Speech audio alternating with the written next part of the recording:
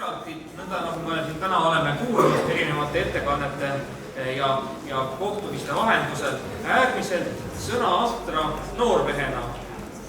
Juhan Heinpalu, kes Tartus õppides Viiraltiga kokku puutus, on tema kohta jutustanud. Teistest poistest erines Viiralt täiesti oma vaikimisega. Alati ta kas istus, seisis kusagil nurgas, luges või mõtles. Kõige suurem jutt oli jah või ei. Kusagil on keegi tabavalt öelnud, Viiraltiga on nii mõnestki asjast hea vaikida. Aga vaikida me praegu ei taha, sest et tuleb ettekandmisele siis põnev küsimus Viiraltite põlvnemisest. Ja mul on hea meel kutsuda siis siia kõnepulti Andres Kruusmaa, kes siis on genealoog ja Järvamaa muuseumisõprade seltsi esimees.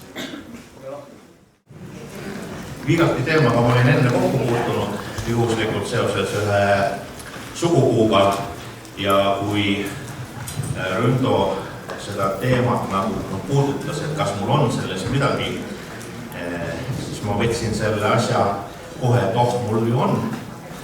Kui ma seda asja hakkasin Viiralti sidemeid nii-öelda tema esivanemaid uurima, siis algul tekkis nagu väike segadus, sest erinevates kirjandusväljaannetes olid erinevad andmed nii siis aja kui ka ruumi kohta.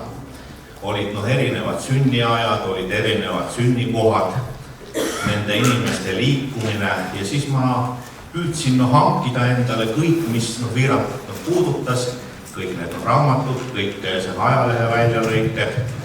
Jõudsin otsapidi välja Peterburi Jaani kirikusse ja ka Saksamaa mõnedesse väljaannetesse.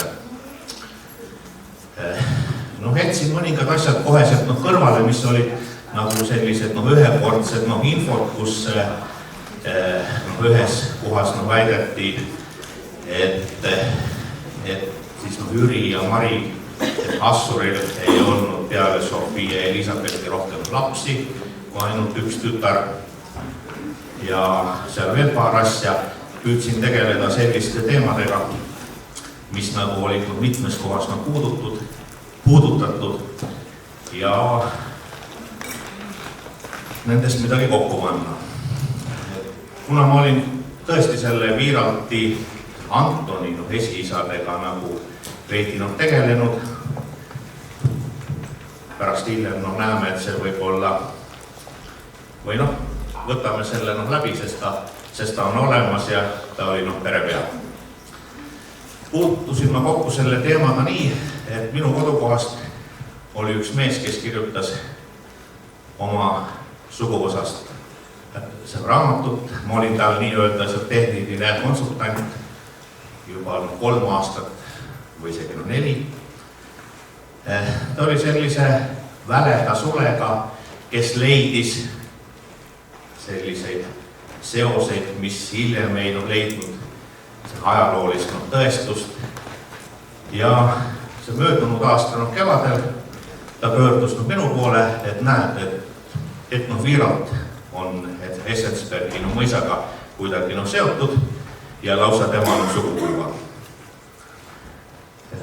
Ma ei hakka siin seda kirja tsiteerima, aga seal oli öeldud, et aga huvitav, miks on 34. aastal Viiralti sinna juurde kirjutatud, et Naber. Viiralt ja Naber. Siin te näete seda väljavõtet, see, mis on punasega all tõmmatud, algaja suguvõsa uurija viga, see ei ole mitte Naber, vaid on siis Veeber ehk kangur. See on siis Viisu mõisa hingeloend aastast 1834. Ja siis ma hakkasin vaatama, et kust kohast need tulid.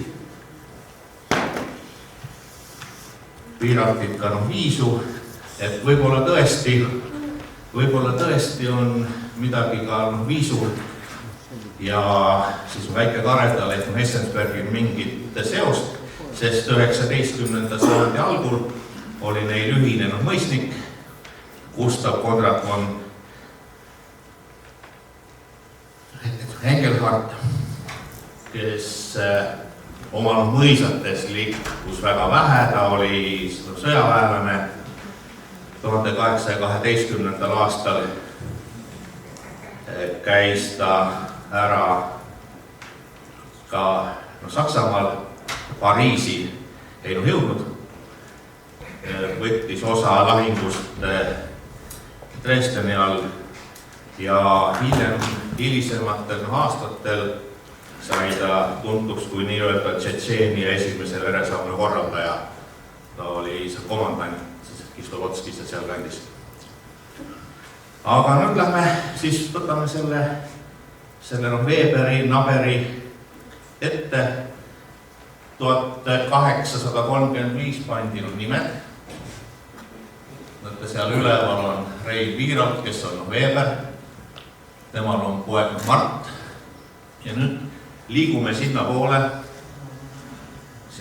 mil tuldi puu otsast alla. Järgmine hingeloend oli aastal 1816.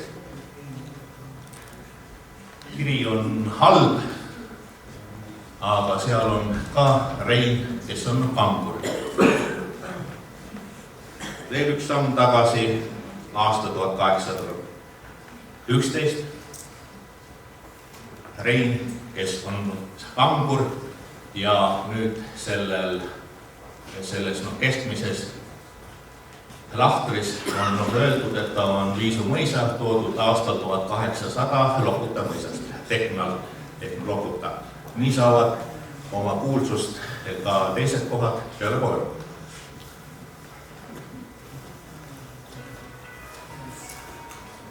See on nüüd siis 1811, kui ta tuli sealt Teknalist, vaatame, mida siis Teknali mõisa, see hingeloend selle kohta ütleb. Ütleb tõesti, et see Votsa Vilhelmi talus on olnud see poiss nimega Rein, kes on üle viidud Viiso mõisa. Kas oli siin vahetus või müük või kes teab. See on see mõistlik omavaheline asi.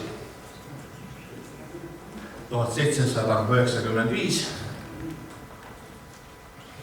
Otsa Vilhelm või Villem, Vilhelm tuli hiljem, see oli selline ilus nimi. Otsa Villem on praegu talu peremees ja on tulnud sellesse talusse, talust number 5. Talu number 5, Villem oli eelmise loenduse ajal oli sulane ja nüüd on ta üle viidud peremeheks talusse number 2. Samas ka tema naine Mari, kes on olnud 1720, 20-aastane, on nüüdseks ära surnud. Ma lähen korraks siia tagasi eelmise peale. Näete, siin on tal uus naine nimega Liisu, kes on toodud talust number 8. Ja aasta 1782 Villem, sulane ja Mari tema naine. Siit me praegu tagasi ei hakka seda otsima. Läheme hoopis edasi, et kas ikka Anton Viiralt on nende järeltulija.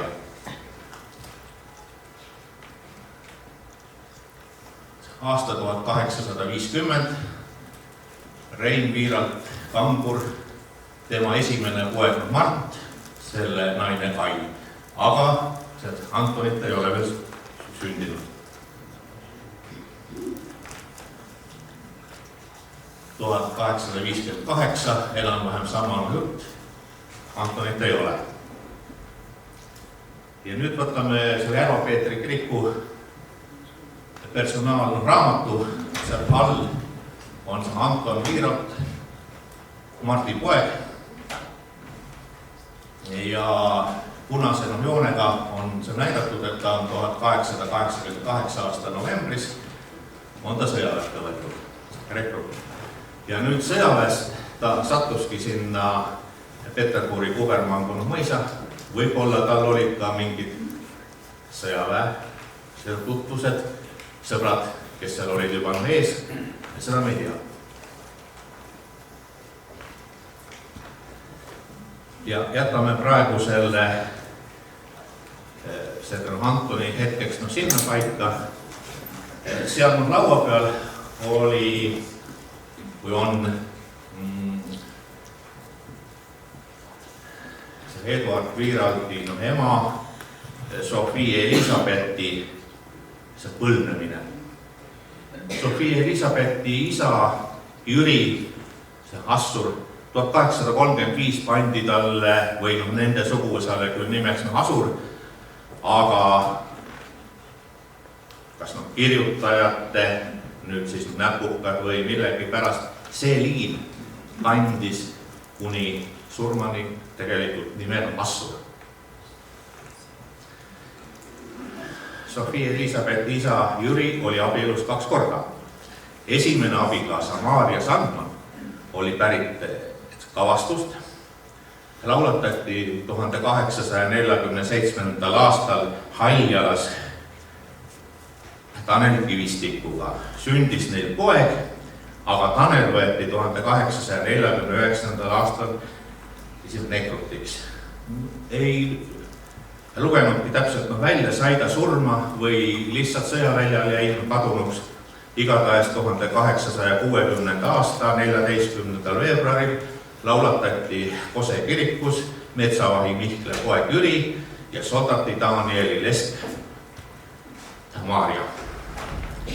Maarja Jüril oli 2 last, 1860 Anna-Maria ja 1863 Johannes Julius.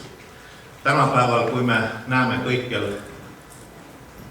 ümber niinimetatud pundarperesid, on huvitav mainida, et ka seal tekkis üks selline pundarpere.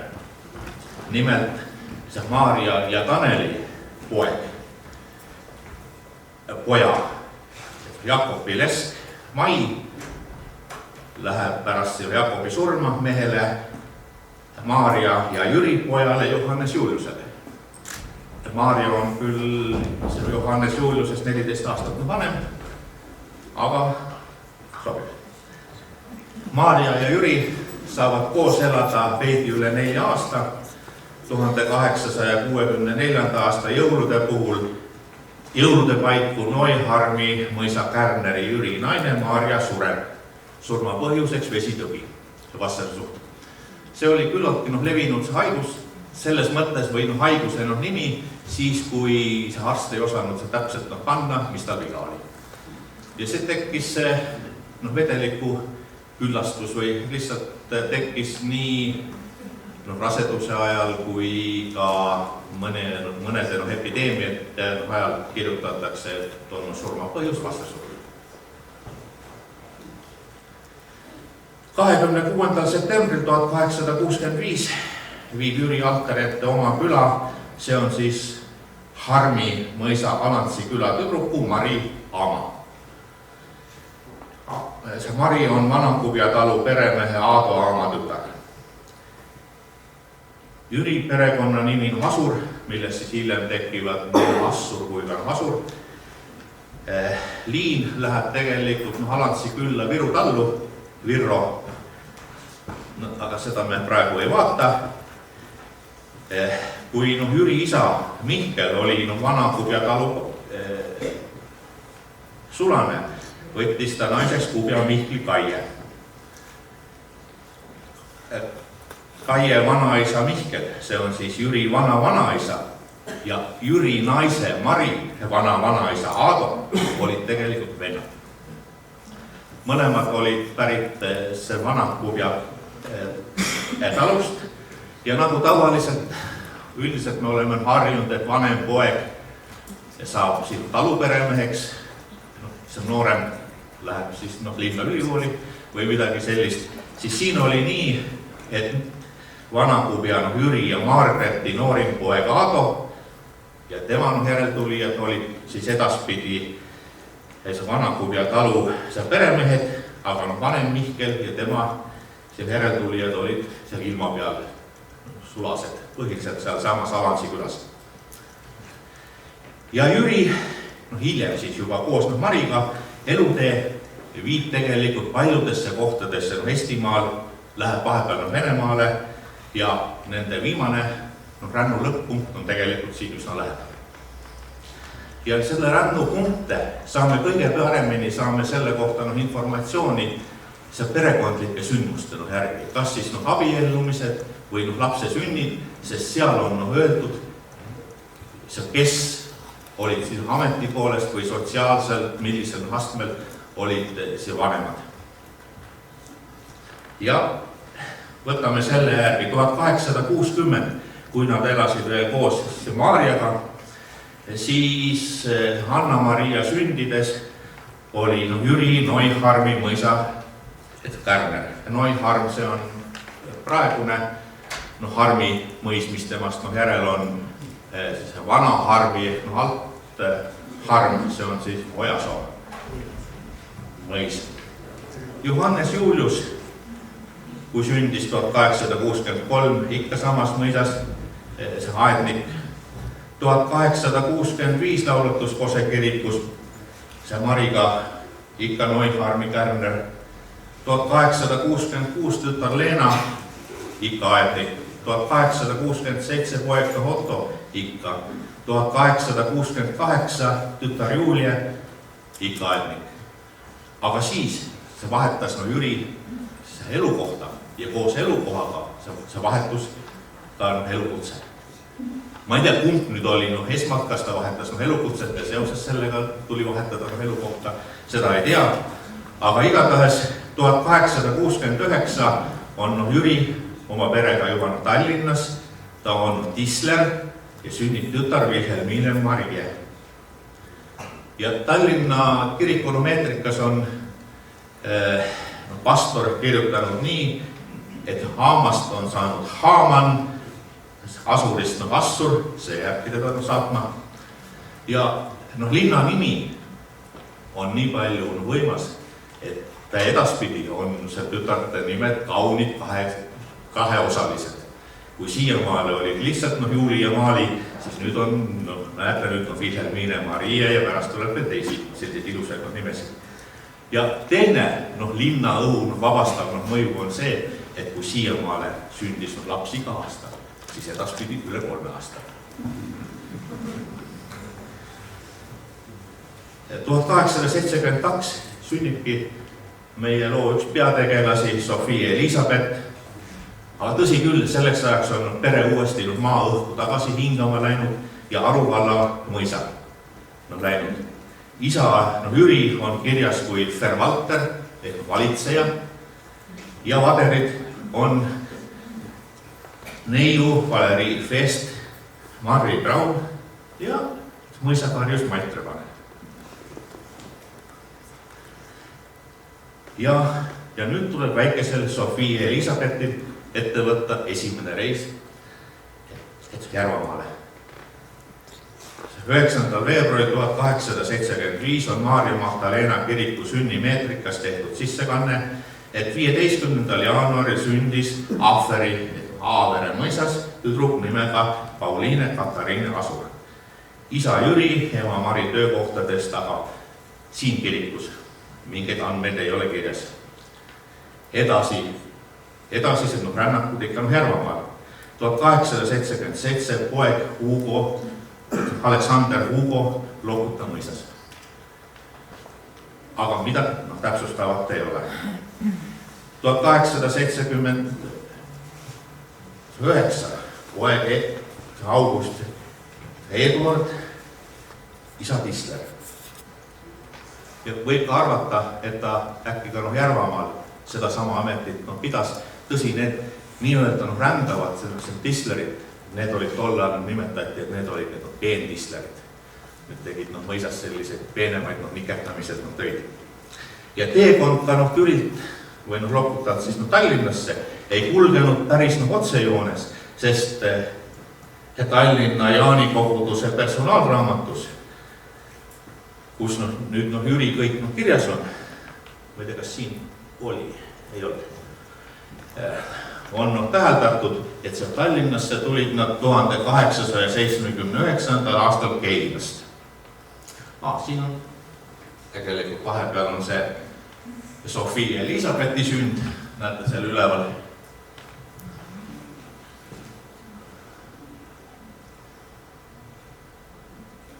Ja siin on nüüd siis kogu pere olnud Tallinnas.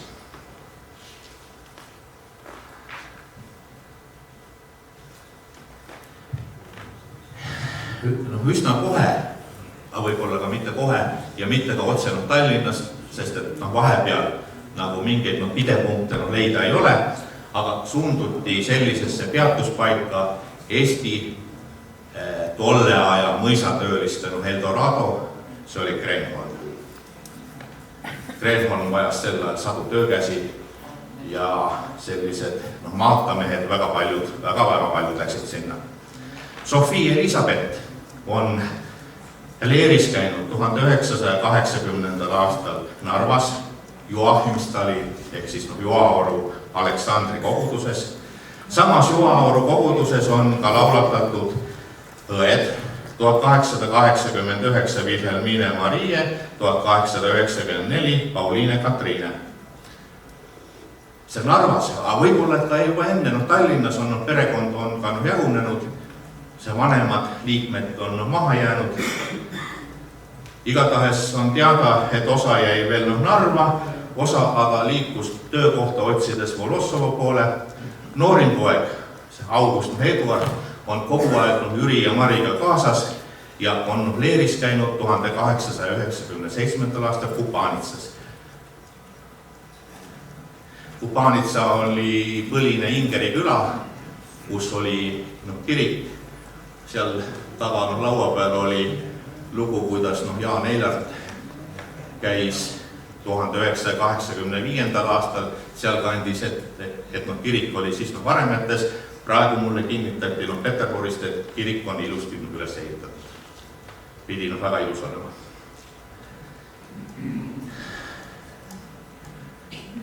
Narva Aleksandri koguduse personaalraamatus on märge, et Jüri, Mari ja August Eduard tulid siis Peterburi kubermangust Teskovast tagasi Narva 1900. aastal. See on seal see sinisega piiratud osa. Teskovo oli küla siis Peterburi kubermangus. Siis kui see anti välja 20-ndatel see raamat, kus oli üles loetud eestlaste külad Venemaal ja siis seal oli väidetud, et Teskovo oli väga suure eestlaste osaga küla, kus oli olnud umbes 5000 eestlast. Tõesti ei tea, kas see number võib õige olla. Nii, Teskovast tulid tagasi ja selle tõenduseks on ka Kupanitsa pastori saadetud kiriku täht. Tol ajal anti, kui sa läksid ühe kiriku piirkonnast, läksid teise, anti kaasa parokiaalsain ehk nii nimetatud kiriku täht, kus oli siis sinu, millal sa leeris käisid, kas sul oli enne, milline oli sinu perekonna seis, sellised andmed, mida uue kiriku koguduse hingekirja võtmisel võis vaja minna. Ja edaspidi ilmselt peale Narvat mingil ajal, jällegi tõestust ei saa ütelda, elasid Jüri ja Mari Assur koos Viiratite perega, siis kui Viiratid tulid siia. Sest see Mari Assur elukohaga Varangu, näete seal all, sureb 12. veebruaril 1916 ja maetakse Koerus 18. veebruaril 1916. Seal järgmise pildi peal on Jüri Assuri surm. Elukoht on juba nüüd Lammasküla, sest Viiratid olid sinna läinud. Tema rännutee mööda Eestit ja ka Venemaal lõpeb 20. novembril 1919 kell 9:30 õhtul ning viimasesse puhkepaika saadetakse ta Koerus 30. novembril 1919. Spinteki see kalmistute see kaardistamise või inventariseerimise käigus ei ole nende hauda siit ilmselt üles leitud, sest et koeru see kalmistud, kui seda otsida seda haudi süsteemis, siis ei leia. Nii et üleskutse kohalikele heleküttidele suvetööks võib-olla keegi mäletab veel see vanematest inimestest, sest võis ju olla ka, et nagu me siin korra oli kuulda, et kuidas läksid, pronks läks niimoodi vasakule, läksid juba ristid koos nende vastplaatidega mingid aastatel. Võib-olla keegi vanematest inimestest mäletab midagi, kus võiks olla meie kultuuriloole siiski üsnagi olulised hauad. Nii, nende Eestimaa meetrikate ja revisjoni raamatutega, ka nendega, mis tegelikult seal Jüri ja Mari nende esivanematega jõuab välja 17. sajandisse, siis nendega saab üsna kenasti see hakkama. Aga mis puutub nüüd nendesse Narva jõe tagustele asjadega, siis siin läks keeruliseks. Alati ei suutnud aidata ka tuttavad, see arvutile tuli panna see ladina klaviatuur, et teha neile selgeks üldse, mis taganema kohta ma taga otsin. Ja mõisad nimedel ka siis Robidets ja Kalitino. See on nüüd Vene sõjaväe 3-verstaline kaart. Näeme, et seal on Volossova, Kalitino on seal paremal pool ja siin on selline mõis nagu Rabititsed. Ja nüüd need Peterburist arvati, et see Robidets peaks olema see mõis. Usume neid, et võib-olla tõesti. Ja peale selle leiab väga vähe materjale, mis kirjeldaks just nimelt aastaid 1890, 1910, mis oleks kõige tähtsamad.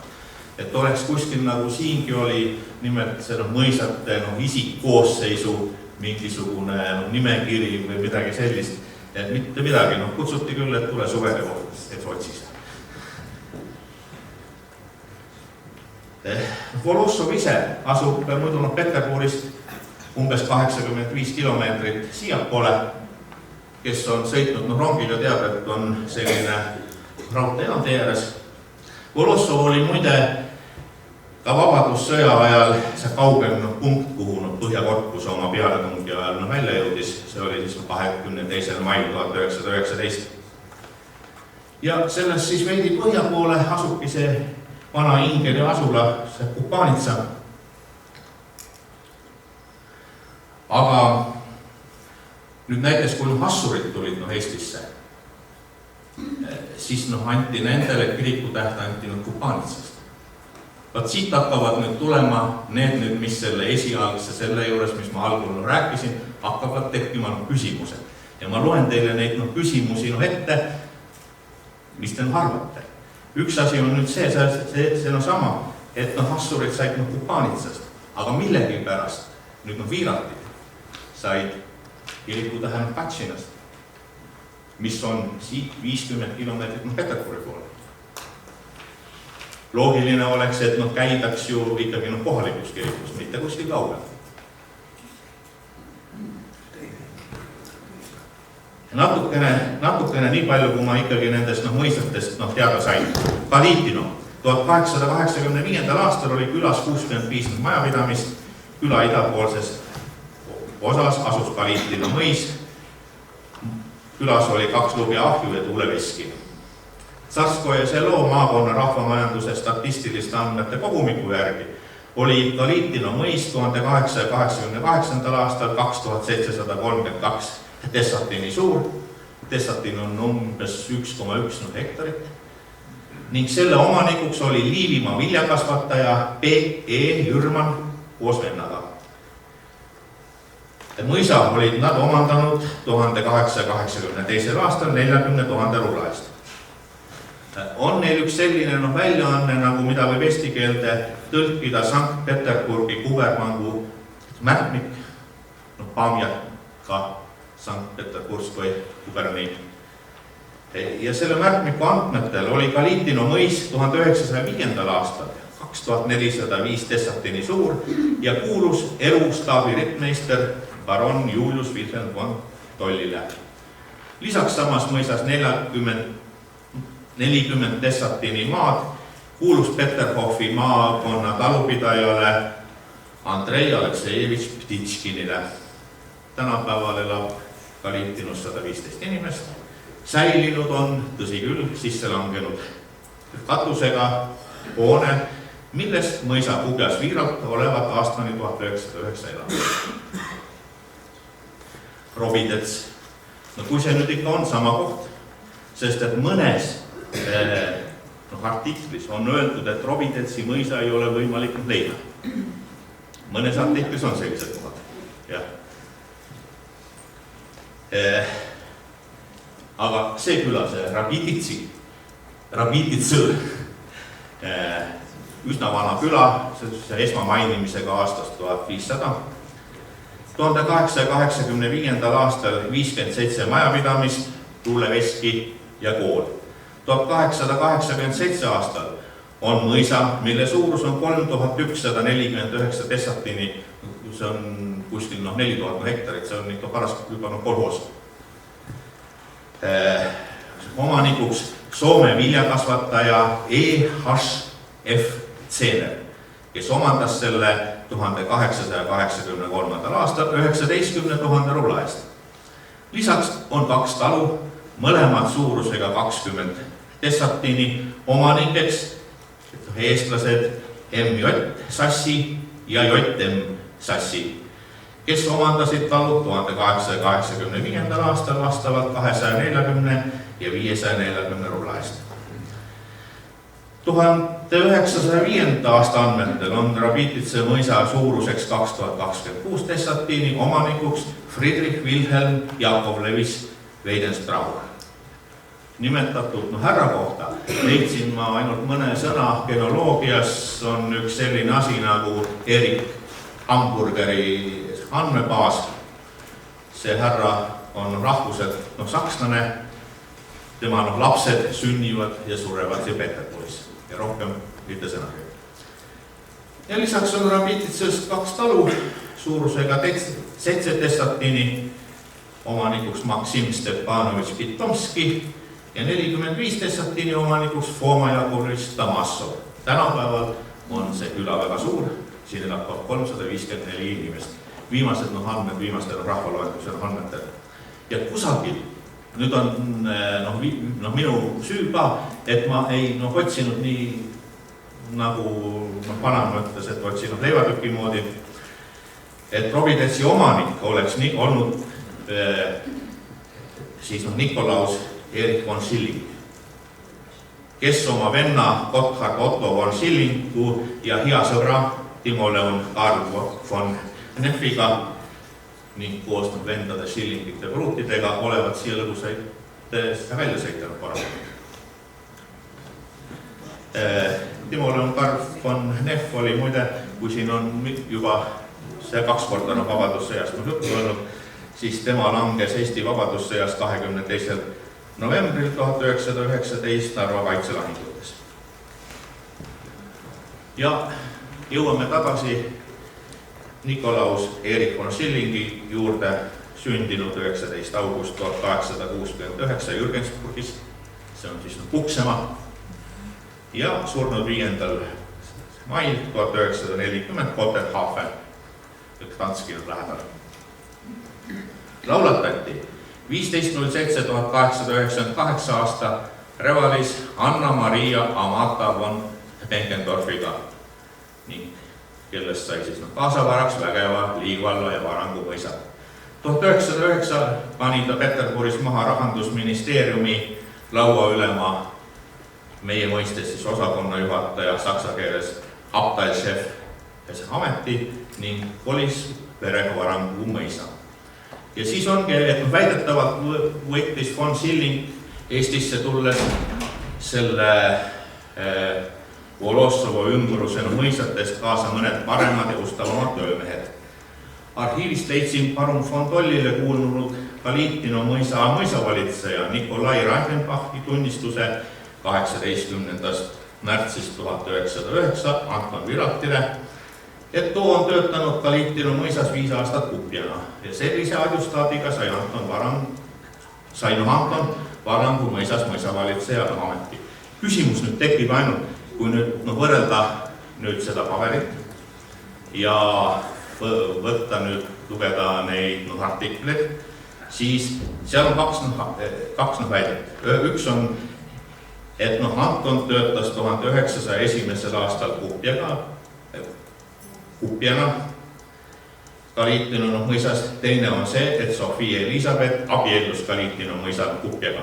Kui me nüüd võtame 1909-5, siis me mitte kumbki nendest aastaarvudest, mis ma enne ütlesin, ei vasta sellele.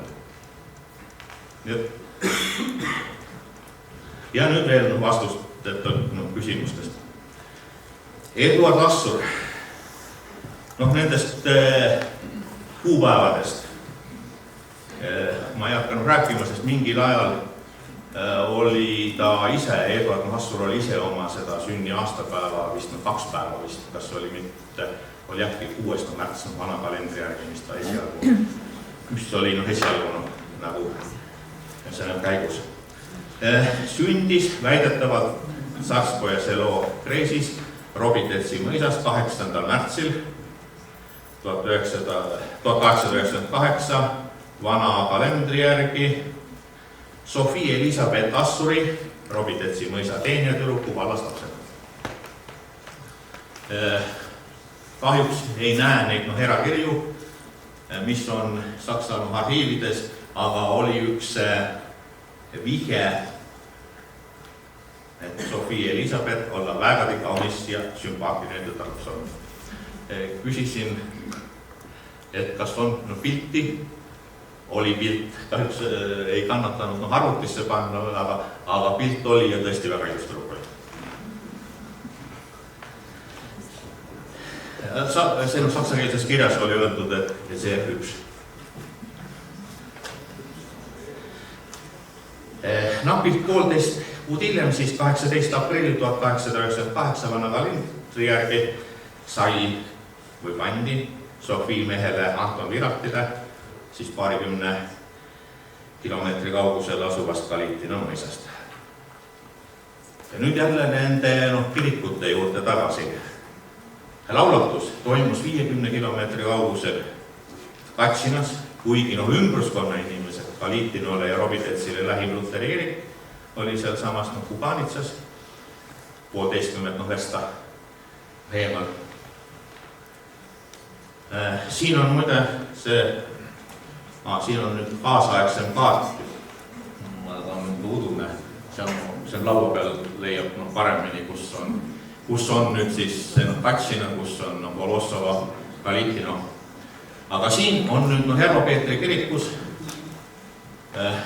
jällegi, kui ollakse teise kiriku hingekirjas olnud ja abiellutakse teisest, siis saadetakse sealt see kiriku täht tagasi. Ja Peetri kirikus on saadetud kiriku täht, seal on taga on ka number 29 või mis tal on. Et kuidas Katsinas on siis abiellunud need samad Anton Virat ja Sofia Assur.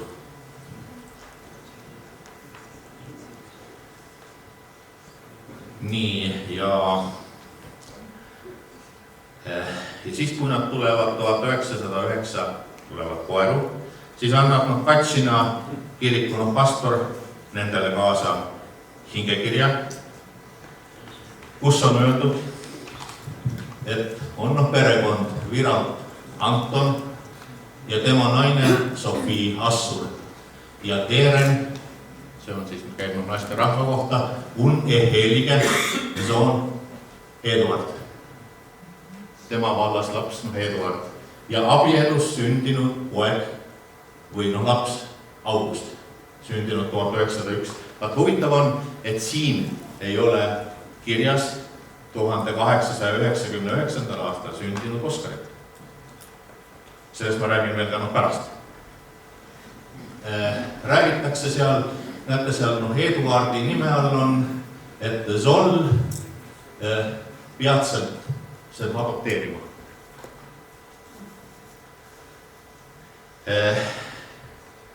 Nüüd, kui need inimesed kantakse koeru perekonnakirjadesse, esimene perekonnakiri, kus nad on kirjas, ka seal on Eduard August võeti selle, Eduardi nimi alles Assur. Ja on kirjas August, aga kuskil ei ole Moskva. Alles järgmises personaalraamatus, mida alustati 1911, seal on nüüd kirjas ka Oskar. Aga siin on huvitav see, et nüüd Eduard ja August on nagu Katsinas kas siis sündinud või siis on seal kirja pandud kõigepealt, aga Oskar on Teskoos. Ja kui mäletame, siis tulid ka Jüri ja Mari tulid ju seal Teskoos. Et kas äkki Oskar ei olnud äkki vanavanemate juures hoopis. Tekib selline seal mõte. Nüüd, kui Eduard oleks olnud tõesti Antoni poeg, oleks need ümberkirjutused tehtud ära kohe peale abiellumist. Tähendab minu kogemus umbes 200 000 inimesega, mis ma olen sugupuusid kokku pannud, ütleb, et kirikuõpetaja kirjutab sinna peale sellisel juhul, kui 1,5 kuud enne pulmi või kas või nädal enne pulmi sünnib. Laps kirjutatakse lihtsalt Frühzeitig. See on enneaegne.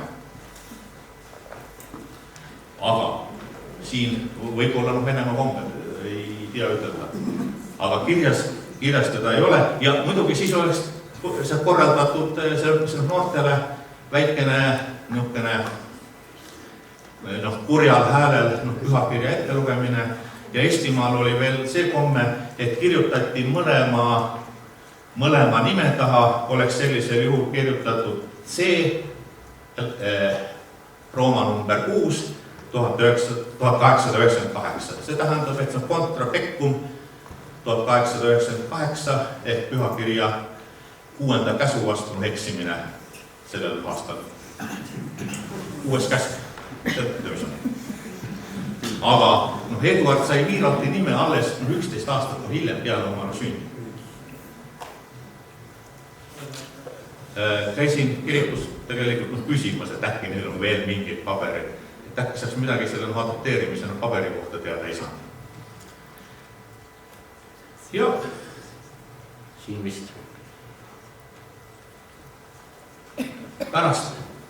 Pärast on siin, kust nad tulevad, kuhu nad lähevad, käivad ära, see on nüüd Simuna kiriku paber ja seal on öeldud, et 1922 lähevad mõlemad üle Tapa metodisti kiriku kirja. Ja teatavasti pärast surevad nad ju Tallinnas, nii et mingil ajal mindi siis Tallinnasse. Nii, mis ma ütlen selle kohta siis? Genealoogia tutvumine lükkas natukene ümber lapsepõlve lemmikraamatu Saint-Exupéry ütlemist, et kõige tähtsam on silmale nähtamatu. Kõige tähtsam tundub, et on vahel ikka see, mis on 3 korda kantslist on alla öelnud, see hõigatud ja see paberile kirja pandud. Me oleme ju olnud sunnitud mitu korda muutma oma ajaloolisi teadmisi ajaloost, kodumaa ajalugu ja mis veel vahepeal on olnud kõik. Ja tegelikult ma olen täiesti kindel ja ma ei võta puhtalt kullana ühe mehe kirjutatud küllalt mahukat raamatut, aga mingid vihjed on seal, et nii mitmedki meie valgustusaja suurkujud, nende sünniga on päris palju kahtlust.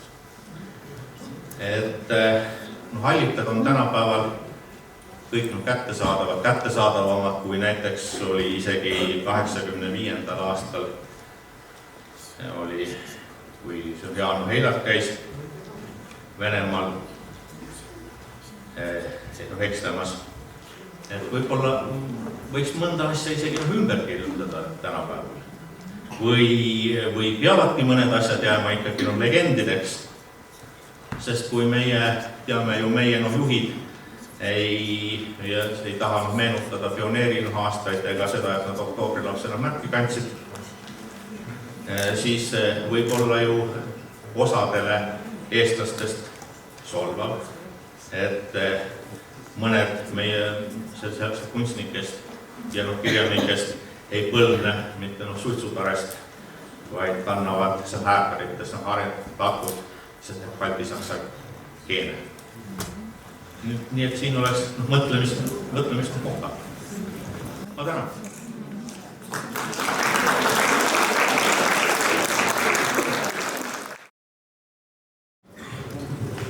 Tere õhtust minu poolt. Mul on siis jäänud tänase pika seminaripäeva kõige viimane osa või ettekanne. Loodan, et naudite seda. Koiru Kiheldal on mõisad vanadel fotodel. See on tänase lõppettekande teema. Mõni sõna minust endast. Et oleks pilt selge. Ma olen sündinud Paides. Minu juured on siin Koiru Kiheldannas. Ma olen abielus 2 last. Elan Koiru Kiheldana servas endises Nahkõnuja külas. Endises Koiru vallas tänaseks. Iseenda tööandja ja minu hobiks on vanad fotod Koiru Kiheldana. Koirust ja Koiru Kiheldannas. Ja sellega seoses on siis minust saanud sellise veebikeskkonna nagu vanadpildid.net, looja ja administraator. Millest ma teile täna räägin? Me ei räägi mõisat ajaloost. Ma tahaksin öelda, et ma ei tea mõisat ajaloost midagi, aga päris nii, ma sain aru, et ma öelda ei saa, et midagi ma ikkagi tean, aga ma tean täpselt nii palju, kui see on vajalik selleks, et vanu fotodega korjata. Ma ei räägi teile sellest, milline oli nende mõisate arhitektuur või kes olid nende omanikud. Jällegi midagi sellist, millest minu teadmised on väga pinnapealsed. Ja tegelikult ma ei räägi teile ühtegi sõna viiratist. Me räägime sellest, kuivõrd lihtne või keeruline on mõisat koguda ja milliste väljakutsetega see on seotud. Ja seda kõike Koiru Kiheldannas paiknenud mõisate fotode baasil, mis on pärit siis kas minu kogust või vanadpildid.net keskkonnast. Ja seal keskkonnas on pilte väga paljude inimeste albumitest ja ka muuseumidest. Ja mis on väga oluline nii-öelda meelde jätta enne, kui me selle reisi juurde läheme, et see on siis 10-aastase kogumistöö tulemus. Et kui keegi otsustab praegu siin saalis, et vanade mõisate fotode kogumine on väga äge ja ma tahaksin seda teha, siis umbes sellise pildi, nagu ma teile annan, te võiksite siis 10 aasta pärast oma albumist avades näha. Kust me alustame? Portaal mõis.ee, mis on Valdo Prousti poolt loodud ja tehtud ja hallatud, on mulle olnud suureks abimeheks. Ma kasutan selle portaali andmeid. Olemata ise 100% kindel, kas need andmed on seal korrektsed või mitte. Valdo Proust ütles, et pluss-miinus 1-2 mõisa võib ikka olla. Nii et arvestage siis sellega. Ühe mõisa me 2 peale juba lisasime, aga kokku peaks olema siin Koiru Kiheldannas olnud siis 24 mõisat. Jagunevad nad enam-vähem niimoodi. Üks kirikumõis, see on siis Koiru ise, Koiru kirik. 13 peamõisat või hüütemõisat, kuidas keegi soovib öelda. 6 kõrval või karjamõisa. 3 poolmõisa. Ja 1 20. sajandiks mõisa staatuse minetanud mõis. Ja Koiru Kiheldon selline, nagu ka möödunud sajandi alguses välja näeb, on teie ees. Ja mõisad siis siin pealkirjast. Punasega tähistatud peamõisad, kollasega kas siis kõrval või poolmõisad. Kui on neid, kes tahaksid nimeliselt näha, kus üks või teine mõis asus, siis ma valmistasin ka selle sama slaidi ette natuke teises järjekorras. Koiru kirikumõis, Koiru keskel, Kihelkonna keskus, Aavere, Rüütlimõis, A-mõis, Kihelkonna idaservas, Aruküla mõis siinsamas meie ligidal Ervita, Kapu, Koirus põhjapool, Karlsruhe mõis, millest mul ei ole aimuks, ta võib asuda, Liigolla mõis, Norra mõis, 2 neist olid siis Rüütlimõisad, Pedaniku mõis, Kihelkonna lõunatipus Piibe Preedi kui üks vanimaid mõisasid Järvamaal ja kindlasti ka Koerukandis ja Koeru kihelkonnas. Raigo Ramma, Rõhu, Santovi, see oli see mõis, mida me Valdoga koos juurde panime. Tammiku mõis, Karuküla kõrval mõis, Udelu mõis, Norramäe Karja mõis, Vaali mõis, siin all küllalt eraldi teistest, Vahu mõis, millest ei ole mingit märki, Vao mõis, siin Koeru ligidal, Varangu, mis on siis seotud nüüd Viirantiga, Vägeva on ka seotud kaudselt Varangu ja Liigulaga, kuna oli Liigula kõrvalmõis ja Väinjärv. Kui nüüd seesama kaardipilt püüda kuidagi kovada nii, et oleks näha, millistest mõisadest on säilinud fotod ja millistest mitte, siis on see pilt selline. Ehk siis pooltest mõisadest on olemas vanadpildid.net keskkonnas pildid, teistest mitte. Ja põhjus, miks osad mõisad on siin lihtsalt läbi kriipsutatud ja teised punasega, on see, et mõisad, mis on lihtsalt läbi kriipsutatud, on mõisad, millest fotod on olemas, aga minu kogus neid ei ole. Ja ka keskkonnas vanadpildid.net, nendest ei ole pilti. Punasega läbi kriipsutatud mõisad ja punaseks tehtud mõisad on siis sellised, mille kohta minu teada igasugune pildimaterjal tänaseks puudub. Ja kaardi peal siis on see pilt enam-vähem selline. Ja minu õnneks on neid pilte nii vähe sellepärast, et siis me jõuame loodetavasti poole tunni jooksul need läbi vaadata. Kui oleks olnud rohkem, siis mul oleks kindlasti aja edasi olnud. Mõisate fotod, jällegi neile inimestele, kes tahaksid nüüd kangesti hakata mõisate fotosid koguma, siis mõned näpunäitud. Neid liigub vähe. Ükskõik millist sõnastust ma siin täna mõisate fotode saadavuse iseloomustamiseks kasutan, siis igal juhul ma räägin defitsiitsest kaubast. Sellisest kaubast, mille defitsiit on süvenev. Et see ei lahene ilmselt mitte kunagi. Kuna neid liigub vähe, siis on neile palju tahtjaid. Ja mõisapiltidega on selline lugu, et neid tahavad väga paljud inimesed. Neid tahavad need, kes korjavad mingit kindlat piirkonda, nagu mina näiteks Koeru kihelga on. Need, kes korjavad lihtsalt mõisapilte, on neid, kes on huvitunud arhitektuurist ja nii edasi. Sobivad väga paljudesse kollektsioonidesse. Ja kuna see olukord on selline, nagu ta on, palju tahtjaid, vähe kaupa, siis on mõisapiltid kallid. Et minu ettekanne oli niivõrd akadeemiline ja võib-olla rohkem selline populaarteaduslik või, siis see hinnavahemik võiks olla, kui te lähete mõisapilte ostma, siis 10 eurost kuni paarisaja euro. Nii et ei ole vaja neid kergekäeliselt kellelegi anda. Alati võib järgi uurida, mis nende piltide turuhind siis on ja või küsib, mis see turuhind siis on, kus see hinnagi üleval on, siis ta pole. Hind kujuneb pakkumise nõudluse käigus, nagu sellise kaubakud tavaliselt on. Loeb emotsioon, loeb hetke olukord, loeb see, millise jalaga keegi hommikul üles ärkab, kas osati või parem, aga loeb see, kui palju sul on rahakotis ja nii edasi. Aga teema on igal juhul huvitav. Mõisad fotodel. Vaatame nüüd järjekorras seda sama nimekirja, mis meil juba korra ees oli ja alustame Koeru kiriku mõisast. Kiriku mõis, laiemalt siis Kihelkonna kirikule kuulunud maad, kitsamalt need hooned, mis moodustasid selle kiriku mõisa südame, on üldiselt Koerukandis hästi pildistatud, aga võib-olla mitte kõik hooned, vaid üks neist, mis on alati olnud nii-öelda tähelepanu keskpunktis, kui me räägime kiriku mõisast, selleks on Pastorand. Ja siin on teile 3 pilti, 3 fotot, need kõik on minu enda albumis. Ja järelduse, mille me võime siit teha, on see, et kirikumõis fotodel on Koeru kirikumõis fotodel või Koeru Pastorat fotodel on siis küllaltki levinud, aga see ei tähenda, et neid fotosid nüüd päris igalt poolt postkontorist või mõned kogujate kokkutulekut osta saaks. Et kui rääkida kirikumõisatest ja rääkida veel kogumisest, siis oluline on allikakriitilisus.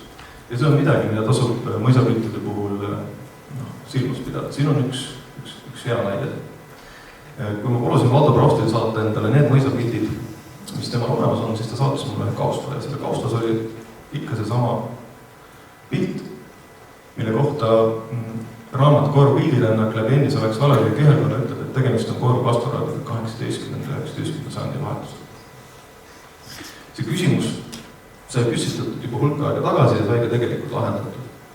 Et kui vaadata neid detaile, ilma neisse täna süvenemata, võib-olla viidates sellele, et siin on pikk tee, siin on veekogu, siin on puu, mis ei sobi Koeru pastoraadiga, siis oli selge, et Koeru see olla ei saa, kuigi hooned on tõepoolest praktiliselt identsed. See ei ole Koeru ja ükskõik millist pilti te vaatate, kas mõne muuseumikogust või enda albumist ja siin on taha midagi kirjutatud, siis see, mis seal on kirjas, ei pruugi olla tõde. Tasub alati vaadata ringi, näiteks Facebooki, mida paljud siin olijast ilmselt ei kasuta. Seal on paar gruppi, kus tegeldakse tuvastamisega küllaltki kõrgel ja professionaalsel tasemel ja sealt saab abi. Aga selle pildi nii-öelda siis tõde selgus vaidluste ja teadmiste käigus, selgus, et tegemist on Kuusalu kiriku mõisaga. Ja selline vägev eksitus on sattunud siis meie Kihelkonna augi uhkuse nii-öelda praktiliselt esilehele. Aga selliseid asju juhtub kõigiga, selles ei ole mitte midagi imelikku. Aga allika kriitilisus, kui te vaatate vanu pilte, on hästi oluline. Järgmine mõis, Aavere mõis, päris Koeru Kihelkonna põhiosas, kus siis käis korra läbi ka see nimi. Mõis, millest on tehtud päris palju pilte, seda tänu fotograaf Aleksander Käbile, kes elas sisuliselt seal Aavere külje ja pildistas päris palju just Kihelkonna Põhjaserva ja Järva-Jaanit ja teisi sealräti kohti. Siin on juba 4 vaadet, hilisemast ajast veel üks, jälle Käbi tehtud pilt ja veel üks, kus on näha, et sellised mõisad olid sageli kohad, kuhu inimesed kogunid, kus peeti üritusi. Siin on üks lüpsivõistlus Aavere mõisa. Mõis oli pärast võõrandamist kasutusel hooldekoduna ja oli seda siis praktiliselt möödunud sajandi lõpuni põles, ehitati vahepeal ümber ja nüüd laguneb. Kellel on aega ja võimalust mingi kindlasti Aaverest läbi, et see mõisakompleks on muljet avaldav isegi praegu paremates. Ja muidugi Aaverest võib leida pilte, aga need pildid on valdavalt pärast sõjaväeks.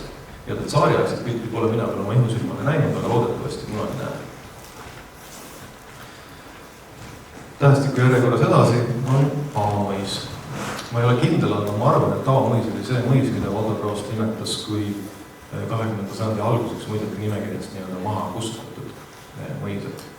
Ja see on ka üks äärmiselt huvitav koht. Et see mõis möödunud sajandi 20. aastatel oli kenasti olemas. Ja kui me rääkisime hinnast ja kui me rääkisime vanadest fotodest, siis üks oluline asi vanade fotode kogumisel jääb vist alatiseks, kes info olemasolu. Kui sa tead, milline on tegemist, siis sul on alati konkurentide eelis. Ja selle foto puhul, see foto oli mingi 2 euroga ja 2 euroga ma ta ostsin. Ja ma sain ainult sellepärast, et ma olin ilmselt üks 2 inimesest, kes ei aru, mis hoonega siin tegemist on. Hiljem mul õnnestus saada veel teine samasugune foto. Ja selle foto ma, enam-vähem samas suurusjärgus hinnaga, aga ma vahetasin selle nii-öelda 100 eurose foto vastu, mis jällegi näitab, et infol on hind ja kui te mõtlete või näitate teinekord näpuga mõnda koopiat tellides näiteks kogujale, et ta ei anna seda välja või rikub selle ära mingisuguse vesimärgi või plätsakitega, siis küsimus ei ole sageli pildis, küsimus on infos. Kas info on hulla hinnast, kellel on info, kellel võidub meest. Siin on veel paar Aavamõisa pilti, neid on väga vähe liikvel ja minu hiljutisi ponnistusi saada endale üks Aavamõisa pilt, mis on ühes antiigipoes üleval Lääne-Virumaa mõisapildina, Aavamõisa-pildina. Ei kandnud vilja, kuigi sarnasused, midagi pärast on valgus all, ei näe detailidest, sarnasused nii-öelda jõe ja silla osas on täiesti olemas. Aga pärast liikest uurimist selgus, et tegemist on kirupa kõrtsiga. Kes võtab valguse maha?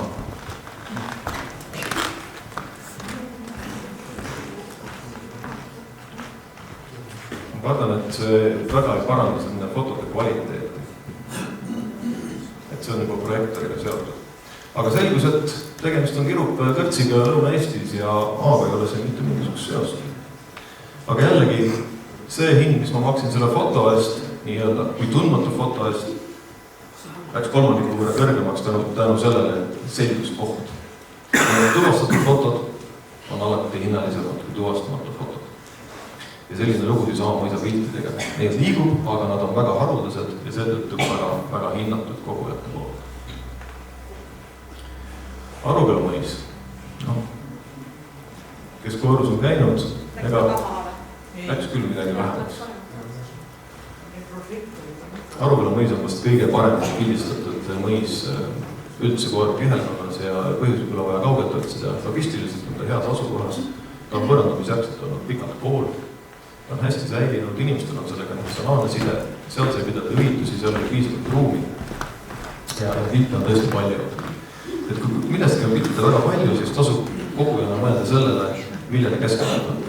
Üks võimalus, mida ma ise neid pilte siia valides märkasin, on see, et peaaegu kõik Koeru fotograafid on pildistanud Aruküla mõisi. Pilt siin meie ees on Aruküla mõis siis fotograaf Pukem vormistuses. Järgmine pilt on Martin Öömanni vormistuses, saarialine pilt. Martin Öömann on üks Koeru kihelkonda enim pildistanud fotograaf. Siin all foto, mis ekraanil, minu arvutiekraanil paistab väga detailsena, on Koeru ainsa naisfotograaf Arvo Stockmanni pilt Aruküla mõisast. On näha, et need vormistused on kõik erinevad ja iga fotograaf on pannud sinna midagi juurde. Ja kõige lõpuks siis Henrik Öömann, kes on Martin Öömanni vend, on teinud ka ühe klõpsu Aruküla mõisast. Aga neid pilte on veelgi, neid on palju. Nii et Aruküla mõisa piltidest, mõisate kogumist alustada polekski võib-olla vale. Aga jällegi, ega nad niimoodi järjekorras ei seisa ja ei oota, et keegi ei osta. Ja ma olen kõik. Siin on üks pilt, kus mees on kaduma läinud, aga Aruküla mõisast võib leida isegi sellised pilte, mis on seotud nii-öelda olustikuga. Panin mõned siia näiteks teile. Üleval siis Aruküla lüpsinaised ja all ilmselt Aruküla mesila.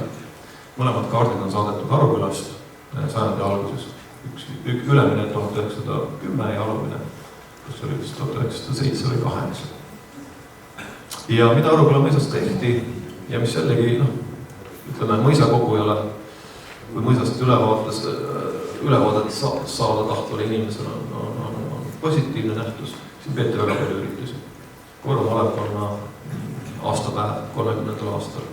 Ülemine pilt on huvitav selles mõttes, et see on tehtud fotograaf Tepperi poolt ja siin on pildistatud tuletõrje õppepäeva. Teisel pool tiiki siis põletati samal ajal maha üks näitismaja. Mõis paistab siit puude vahelt koos kaevumaja. Koeru teine noortepüha avamine. Siis täienduskooli õpilased täiskasvanud talvisel päeval mõisa ees. Ja kõige lõpuks siis on Aruküla mõisast palju pilte ka nõukogude ajast ja see on väga hea. Et ega needki pildid on killuka ajalugu ja neid tasub väärtustada ja hoida. Ervita mõis. Kihelkonna keskel. Küllaltki vana mõis. Hästi hoitud mõis. Tänaseks üks väheseid erakätes ja hooldatud mõis. Siin on üks ilus saarialaine vaade Ervita mõisale. Kui te tahaksite sellist pilti endale osta, siis selle hind on umbes 60 €. Et jällegi, kellel on fotoalbumist, ärge neid päris ära visake, et nende paberitükkidel on kogujate jaoks päris suur väärtus.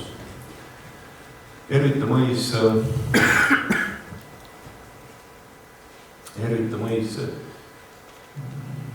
siin on muuseas üks nugitüdrukutest, meil oli kellegiga siin juttu nugistest. Ervita mõis paistab siin. Et paljud pildid on palju huvitavamad kontekstis, kus mõisu pole pildistatud inimesi. Ja see on üks neist. Kahjuks oleks nagu öösel tehtud. Aleksander Pukemäk, klaasnegativ Ervita mõisast väga huvitatud detailidega. Muuseas see suur puu, kui foto on tehtud 30-ndatel, selle tsaarialaksel pildil üldse olemas ei olegi. Ma olen mõelnud, et võib-olla on tegemist võtsinguga, aga ei suuda seda võtsingut kuidagi ise mõelda sinna peale. Miks see vajalik oli ja kus see puu sinna nii äkki sai.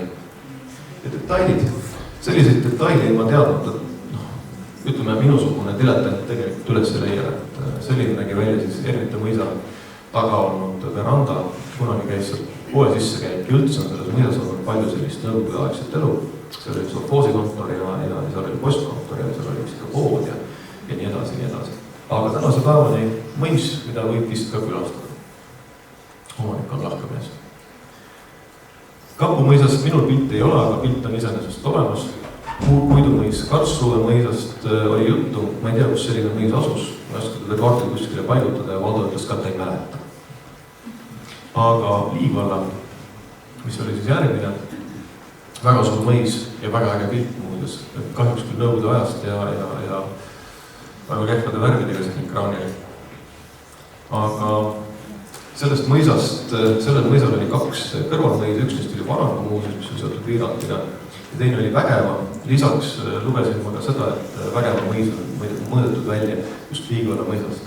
Vana, omal ajal kloostrile kuulunud mõis, hiljem siis Rüütli mõis ja väga kena väljanägemisega hoone mõttes, et kellel on aega mingi aega vaatama, saate näha, kuidas teinekord äriplaanid nurjuvad ja selle tulemusel midagi ilusat läheb uussu.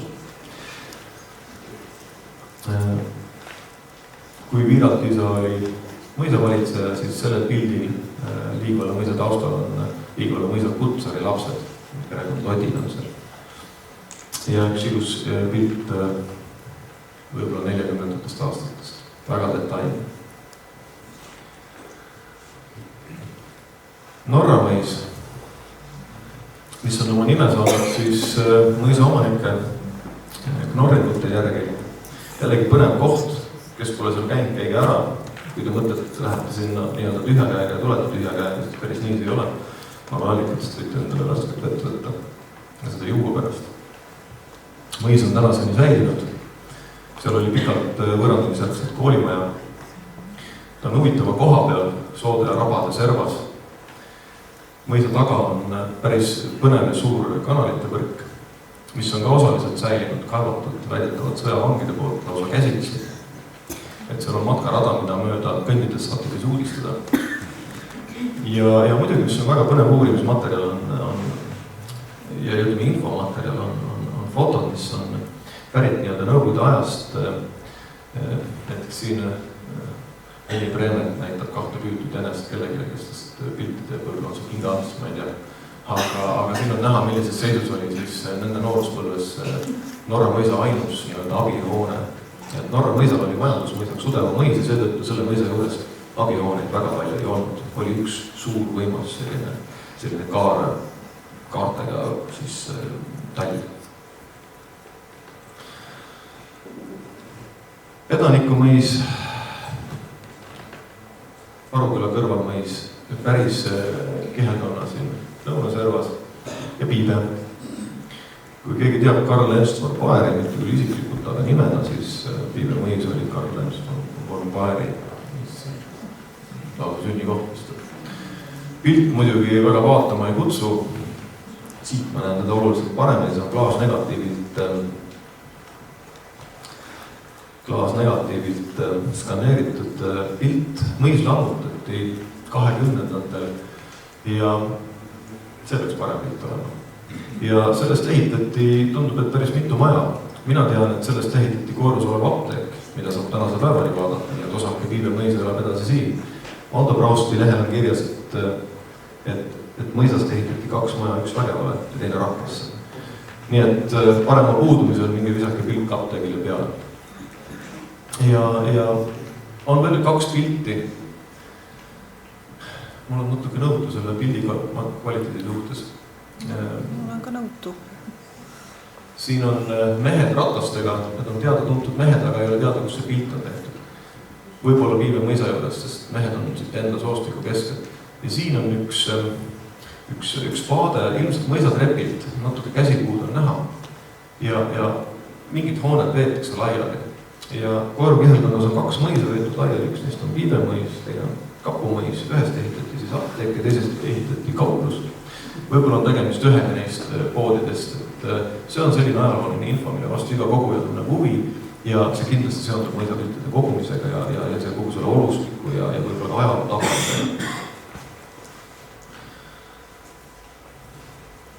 Preedi mõis. Preedi mõis on üks Järvamaa vanimaid mõisasid. Ta on oma nime saanud jälle omanike järgi, Preedede järgi. Preedi. Ja võib-olla sellepärast, et see on üks minu lemmikmõis, aga sellest ei sõltu ju tegelikult midagi. Aga Preedi mõisa kohta on pilte. üllataval kombel. Siin on üks ilus vaade mõisa esifassaadile Katsa-Aariajast. Preedi mõisa pildid on väga-väga hinnatud. Et nende hinnad ilmselt on seal kuskil 100 euro ringis tükk. Aga mis ei ole vähem huvitavam, on näiteks see foto, mis on kindlasti Saksa okupatsiooni ajast. Mees siin all on mõisa omanik Albert Suurkivi, kes selle mõisa ostis 30-ndatel ja hakkas seal piirituse vabrikut pidama. Edukalt hiljem emigreerus ja see pilt on pärit oma tütardelt, kes siis Eestit külastades lasid endale skanneerida. Üleval piirituse vabrik, tänaseks lagunenud, Preedi mõis ise on kadunud, tegemist oli ju puumõisaga. Piirituse vabrik lagunemas, kunagine ilus hoone, tasub ka veel vaadata enne, kui ta päris sisse kukub. Tall samamoodi hävimaas juba. Ja säilinud ka on üks foto Preedi mõisa seppadest, nii et natukene olustikku ka sinna juurde. Et ükski mõisapildi koguja ei ütle sellest ära, kuigi paljud koguvad ainult hooneid. Raigu mõis, siin üleval Aavermõisa ligidal pilti minul ei ole, Ramma mõis pilti minul ei ole, Rõhu mõis, millest ei ole minu teada pilti mitte kellelgi. Puumõis, mis põles 20-ndatel, aga näete pilti pole. Või on tegemist mõisaga, mida lihtsalt keegi pole suutnud pildi peal tuvastada. Santovi mõis Koeru külje all oli ka poolmõis, Rõhu oli karjamõis ja Tammiku samamoodi kõrvalmõis ja Udeva ka karjamõis. Udeva oli siis Norra mõisa majandusmõis, nad paiknesid küllaltki lähedal. Mõisniku pere elas Kalviti Udeval, sest seda maja oli lihtsam kütta, ta oli väiksem. Kivistoone, seal paiknesid ka hiljem kolhoosi või sovhoosi kontor, nii et ta oli pikalt säilinud. Siin on nüüd Rõhu mõisast ainuke säilinud hoone, milleks on siis ait, see on praegu elumajaks kohendatud, mõis ise paiknes siin ja põles siis millalgi 20. alguses maha. Ja siin on üks ponnistus ühe koguja poolt saada endale Santovi mõisa pilt, see läks oksjoni 20 eurole müügiks ja selgus, et see ei ole Santovi mõis, nii et tegemist oli siis lihtsalt sellise katsega. Aga mis veel kord näitab seda, et kogujad otsivad pilti, mis on tuvastamata, lootes seal tuvastada midagi, millel on midagi väga olulist, mis võib olla siis kas kogule või siis hiljem fotohinnale lisandväärtus. Udeva, see pilt on pärit Järvamaa muuseumist. Minu arvates ka klaasnegatiivilt skaneeritud ja ega sellest parem tegelikult väga ei ole. Mis on huvitav, ei ole Udeva mõisa viinavabrikus säilinud pilti. Seda viinavabrikut mainitakse Egon Ranneti raamatus Tugevate tee või metsavened, käisid varastamas. Ma näiteks viina või võid. Ei viina ikka muidugi, võid seda. Ja siin on üks Udeva mõisa pikk kõrvalhoone, jälle täielikult taatsunenud pilt. Et kui keegi nüüd tunneb muret, et kuidas miks need pildid nii kehva kvaliteediga on ja mida see Mäntsin on korraldanud, siis uskuge mind, kui need pildid on väga hea kvaliteediga vanad pildid puhul need keskkonnas. Minge sinna ja te näete neid suurelt, praktiliselt ekraani suuruselt, saate alla laadida ja igasugused trikke nendega teha. Nii et võib-olla see ei ole suur kaotus. Ja siin on üks mõisa pilt siis pärijatelt, mis on nende valduses jälle Udeva mõis, talv on natuke ümber ehitatud. Vaali. Minul pilti ei ole, aga tean, et pildid on olemas. Hiljem nõukogude ajal seda mõisa kasutati, nii et sellest ajast on mõned kõrvalad pildid minul, aga mitte mõisa enda pilti. Vahu, poolmõis, on üldse niimoodi kadunud, et sellest ei ole eriti mingit märki maha. Vao, siinsamas Koeru küljel. Minul pilti ei ole, aga tegemist oli kooliga, mõisaga siiamaani alles, saab vaatama minna, uurida ja Vaamõisa muidugi näeb detailides päris palju kooli õpilaste piltidel. Et seal tegutses kool ja õpilased pildisid igal aastal, nii et neid pilte liigub küll. Aga Vaamõisast endast mitte. Ja Varangu mõis oli siis Liigvalla mõisa kõrvalmõis ja see on siis see mõis, kus ka Viirat elas mõnda aega, oma isa juures, isa oli ta siis mõisa valitseja. Ja kus ta tuli siis koeru kooli lugesin, et ta käis 2 koeru koolis, hiljem siis Saksa koolis, kuna vanemad tahtsid, et temast saaks Kantsarei inimene. Aga kuna ka Varangu mõisas sarnaselt Liivale mõisaga oli kool, siis mõisast pilte leidub. Valdavalt on need 2 pilti, mõlemad ajast, mil seal oli kool. Ja jällegi nende piltide hinnad, kuna nad on hiljuti käinud mul silmadest läbi, umbes 30 € mingis tükk. Et jällegi, kui keegi tahab, kui kellelgi on kodus sellised 2 piltist, teab, et on 60 € raha. Aga ei Varangu ega Liivale mõisast ei ole saariaegseid pilte vähemalt minule näppu jäänud, nii et kui need kuskil on, siis nad on kindlasti väga hinnalised. Kuhu ma olen välja jõudnud? Vägeva mõisa kohta uurida, minu ei ole Vägeva mõisa kohta pilti vaadaks, see on üldse niisugune naljakas jätke siin Koeru kihelkonnas. Ega teda klassikaliselt Koeru kihelkonna nagu ei arvata, aga siiski ta on olnud osa ja ilmselt seetõttu, et ta on kuulunud Liivale mõisa alla, olnud Liivale mõisa territoorium. Et kui ma Valdoga rääkisin, siis ütles, et suhted ei olnud alati nii selged, et kust need piirid siis täpselt jooksid, aga täna ta on siis Koeru kihelkonnas sel kaardil. Pilte pole. Ja Väinjärve mõis, viimane mõisate nimekirjas.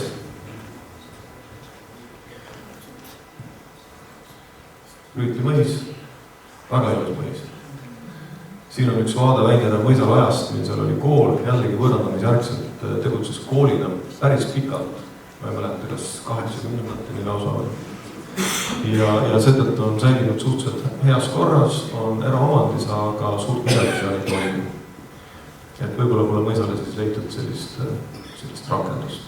Kõrvalhooned, suured aidad, väga ägedad hooned on lagunemas. Ja ega mõis isegi pole enam kõige paremas korras, aga sisse sinna päris ei pääse, et uksed aknad on kõik ees ja kinni. Aga Väinjärve mõisast imelikul kombel on pilte liikunud. Siin on üks ilus Heinrich Röömani pilt, see on ostetud välismaalt. Muuseas, Eesti pilte liigub päris palju välismaal. Neid võib osta Vahuküla pilte Ameerikast, Väinjärve pilte kuskilt Saksamaalt. Et selleks tuleb teada neid kohti ja võib-olla ka teinekord natuke rohkem aega investeerida. Veel üks Väinjärve mõisa pilt 20-ndatest. Ja paljud fotograafid on püüdnud Väinjärve pildistada üle Väinjärve järve. See ei ole võib-olla kõige paremini välja tulnud, aga vaevalt, et siin saab süüdistada fotograafi pigem võib-olla fototehnikat, mis veel sellist kaugvõtet sellisel moel, nagu nad tahtsid välja võtta. Aga siin on üks päris kena katsetus ja see on ka Martin Öömani pilt. Mõis sai 41. aastal mõrsu tabamuse sakslastelt, aga torn tehti korda ja hukkas hiljem siis nii nagu peab. Ja kõige lõpuks, ma ei oodanud, millal ma alustasin, on üks Öömani mõistatus, see on Öömani mõistatus. Siin on tegemist ühe mõisaga, millest on 2 pilti, teinud on Martin Öömani. Kui te uurite mingi piirkonna ajalugu, siis üks lihtne viis on võtta ja vaadata seda fotograafide järgi. On väga harvad sellised fotod, mida Martin Öömani tegi väljaspool Koeru kihelkonnas. Enamus pilte on tehtud Koeru kihelkonnas ja väikese erandiga saare ajal ilmselt siis, kui tal oli nii-öelda fotomonopolsid. Toimetas ta tegelikult ka kihelkonna piiridest väljaspool, näiteks Järva-Jaanis.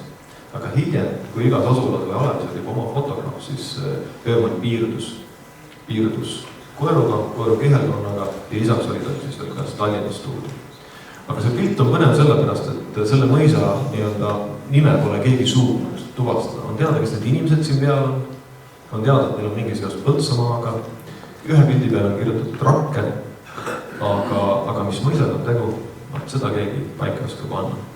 Nii et kui sa tahad kaasa lüüa selles protsessis ja see oleks väga teretulnud, siis vanadpildid.net. Seal on võimalik pilte vaadata, seal on võimalik kommenteerida. Veelgi lihtsam on Facebookis otsida üles vastavalt ja anda seal oma panus. Et selleks, et just fotot tuvastada, ei pea olema akadeemilise haridusega, selleks ei pea olema eakas. Sa võid olla noor või vana, mees või naine, haridusega või hariduseta, loevad detailid, loeb nende detailide märkamine ja teinekord loeb lihtsalt juhus. Mida rohkem on inimesi, seda rohkem on tõenäosust, et lõpuks jukseb pilt kokku. Süüke lugu. Ja siin on lõpp. Äkki mõni ajasse ka